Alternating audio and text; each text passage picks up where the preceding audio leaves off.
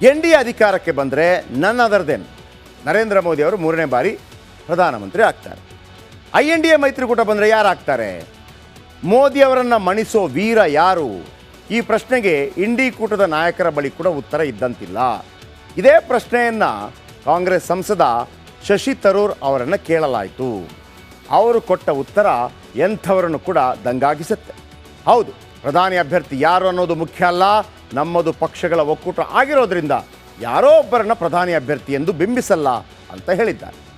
ಆದರೆ ಮೈತ್ರಿಕೂಟಕ್ಕೆ ಬಹುಮತ ಬಂದರೆ ಖರ್ಗೆ, ನಮ್ಮ ಕರ್ನಾಟಕದ ಮಲ್ಲಿಕಾರ್ಜುನ ಖರ್ಗೆ ಪ್ರಧಾನಿ ಆಗ್ತಾರೆ ಅಂಥೇಳಿ ನಮ್ಮದೇ ಕರ್ನಾಟಕದ ಆಳಂದ ಶಾಸಕ BR ಪಾಟೀಲ್ ಹೇಳಿದ್ದಾರೆ. ಹಾಗಿದ್ದರೆ ನರೇಂದ್ರ ಮೋದಿ NDA ಮೈತ್ರಿಕೂಟದ ಪ್ರಧಾನಿ ಅಭ್ಯರ್ಥಿ. ಇಂಡಿ ಮೈತ್ರಿಕೂಟದಲ್ಲಿ ಯಾರಿದ್ದಾರೆ? ನಿತೀಶ್ ಕುಮಾರ್ ಒಬ್ಬರಿದ್ದರು, ಅವರು ಹೊರಟೋಗ್ಬಿಟ್ರು. ಅಂದರೆ NDA ಮೈತ್ರಿಕೂಟಕ್ಕೆ ಸೇರಿಕೊಂಡ್ರು. ಈಗ ಯಾರಿದ್ದಾರೆ?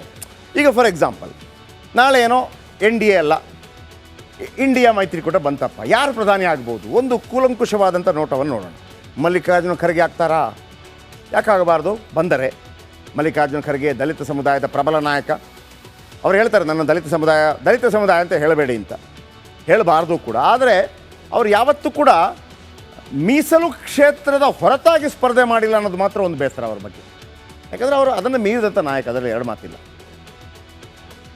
ಒಂದು ವೇಳೆ ಇವರೇನಾದರೂ ಪ್ರಧಾನಿ ಆಗುವಂಥದ್ದಾದರೆ ನಿಜವಾಗ್ಲೂ ದಲಿತ ಸಮುದಾಯದ ಭಾರತ ಮಟ್ಟದಲ್ಲಿ ದಲಿತ ಸಮುದಾಯದ ದೊಡ್ಡ ನಾಯಕಿ ಯಾರಾದರೂ ಇದ್ದರೆ ಬಾಬು ಜಗಜೀವನ್ ರಾಮ್ ಇವರೆಲ್ಲ ಆದ ನಂತರ ನಮಗೆ ಭಾಳ ದೊಡ್ಡದಾಗಿ ಕಂಡಿದ್ದು ಮಾಯಾವತಿಯವರು 4 ಬಾರಿ ಉತ್ತರ ಪ್ರದೇಶದ ಮುಖ್ಯಮಂತ್ರಿ ಆಗಿದ್ದರು. ಆದರೆ ಏನೋ BSP ಪಿಕಪ್ ಆಗ್ತಾನೇ ಇಲ್ಲ. ಸೊ ಮಾಯಾವತಿ ಅವರನ್ನು ಹಿಂದಿಕ್ಕುವ ಶಕ್ತಿ ಖಂಡಿತವಾಗಲೂ ಮಲ್ಲಿಕಾರ್ಜುನ ಖರ್ಗೆ ಅವರಿಗಿದೆ. ಎರಡನೇದು ರಾಹುಲ್ ಗಾಂಧಿ ಆಗ್ಬೋದು, ವಯನಾಡಿಂದ ಗೆದ್ದರೆ INDA ಮೈತ್ರಿಕೂಟ ಬಂದರೆ. ಆದರೆ 3 ಬಾರಿ ಲಾಂಚ್ ಆದರೂ ಕೂಡ ಮತ್ತೆ ಫೇಲ್ ಆಗ್ತಾ ಇದ್ದಾರೆ. ಯಾಕಂದರೆ 50, 43 ಈ ಥರ ಬಂದು ನಿಂತಿದೆ. ಮತ್ತೊಂದು ಕೈ ನೋಡುವ ಆಸೆ ಖಂಡಿತವಾಗ್ಲೂ ಇದೆ. ಕಾದು ನೋಡೋಣ ಏನಾಗಿದೆ. ಅರವಿಂದ್ ಕೇಜ್ರಿವಾಲ್ ಮತ್ತೋರ್ವ INDA ಮೈತ್ರಿಕೂಟದ ಪ್ರಧಾನಮಂತ್ರಿ ಅಭ್ಯರ್ಥಿ, ದೆಹಲಿ ಮುಖ್ಯಮಂತ್ರಿಯಾಗಿ ತುಂಬ ಸಕ್ಸಸ್ ಆಗಿದ್ದಾರೆ. ಶಿಕ್ಷಣ ಮತ್ತು ಆರೋಗ್ಯದಲ್ಲಿ ಕ್ರಾಂತಿಯನ್ನೇ ಉಂಟು ಮಾಡಿದ್ದಾರೆ.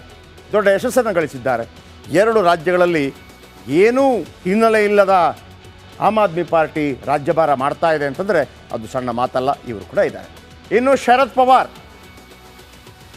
ಯಾವಾಗ ಸೋನಿಯಾ ಗಾಂಧಿ ಅವರನ್ನು ಅಧ್ಯಕ್ಷರನ್ನಾಗಿ ಮಾಡಲಾಯಿತು ಕಾಂಗ್ರೆಸ್ನಲ್ಲಿ, ಆಗ ಸೆಟೆದು ಹೊರಬಂದು PA ಸಂಗಮ ಮತ್ತು ಇವರಿಬ್ಬರು ಸೇರಿ NCP ಗಡಿಯಾರ ಚಿಹ್ನೆಯೊಂದಿಗೆ ಪಾರ್ಟಿ ಮಾಡಿದರು. ಇವತ್ತು ಅವರಲ್ಲಿ ಪಾರ್ಟಿ ಇಲ್ಲ. ಅವರ ಅಳಿಯನ್ನು ತಗೊಂಡೋಗ್ಬಿಟ್ಟಿದ್ದಾರೆ ಪಾರ್ಟಿನ. ಆದರೂ ಪ್ರಧಾನಮಂತ್ರಿ ಆಗಬೇಕು ಅಂತ ಆಸೆ ಈಗಲೂ ಕೂಡ ಇದೆ. ಹಳೆ ಹುಲಿ, ಮಾಜಿ ಕೇಂದ್ರ ಸಚಿವ, ಒಡೆದ ಮನೆ NCPಯ ಯಜಮಾನ, ಒಂದು ಆಸೆ ಇದೆ. ಮತ್ತೊಬ್ಬರು ವೆಸ್ಟ್ ಬೆಂಗಾಲಲ್ಲಿದ್ದಾರೆ, ಮಮತಾ ಬ್ಯಾನರ್ಜಿ. ಇಂಡಿ ಕೂಟ ತೊರೆದಿರೋ ದೀದಿ.